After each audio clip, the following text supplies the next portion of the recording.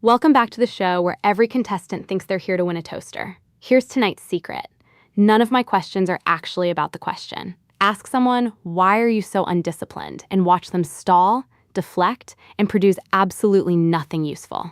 That question is a trick door with no room behind it. But ask the right specific, concrete question, the kind that sounds like a fun icebreaker at a dinner party, and the contestant hands you their entire value system without realizing they did it.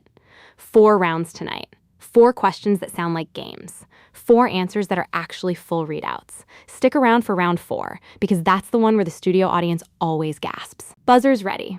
Let's play. Round 1. The category is prizes and punishments.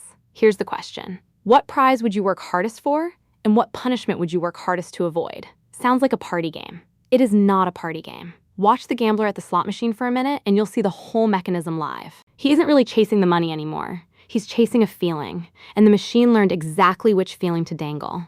Whatever prize a person names and whatever punishment makes them flinch, that is the live wiring of what they actually value. Rich isn't the answer. Safe from something is the answer. Ding. Scoreboard updates. Nobody in the audience even noticed they just watched a diagnosis. Round 2. The category is money. Where would you happily splurge, and where do you happily skimp? This one is sneaky because it looks like a shopping question. It is a values question wearing a shopping questions jacket. A person will torch their entire vacation budget on one unforgettable afternoon and sleep in the worst hotel on the block without complaint. Another person needs the nice hotel and does not care what the afternoon was. Neither of them is answering, what do you want to buy? They're both answering, what do I want my life to feel like? And money is just the receipt. Hold that thought, because round 3 is where the game stops being cute. Round 3.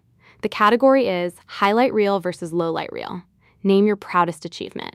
Now name your most meaningful failure. Here's the part the contestant never sees coming. Both answers are the same story told from 2 different angles. The achievement flatters a trait they're proud of owning. The failure indicts a trait they can't stand owning.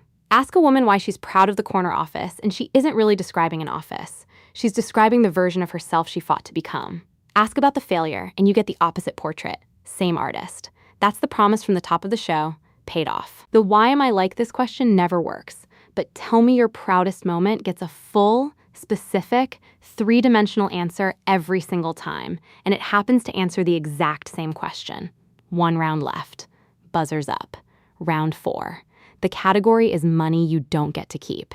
If a stranger handed you a windfall, you were only allowed to give away. Which charity gets it? This is the round the audience always gasps at, because it's the one question on the board that isn't about the contestant at all.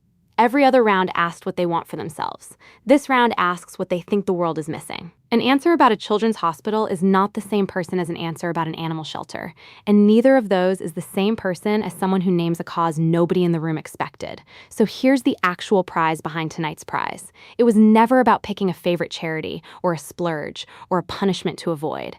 Every round handed the same envelope. Ask a specific, concrete question, and a person will accidentally tell you who they are, in a way that a direct question never gets close to. You walked in thinking you were playing trivia. You're walking out having been read like a book. That's the show. Same time next week, same rules, same rigged little game, we're all still happy to play.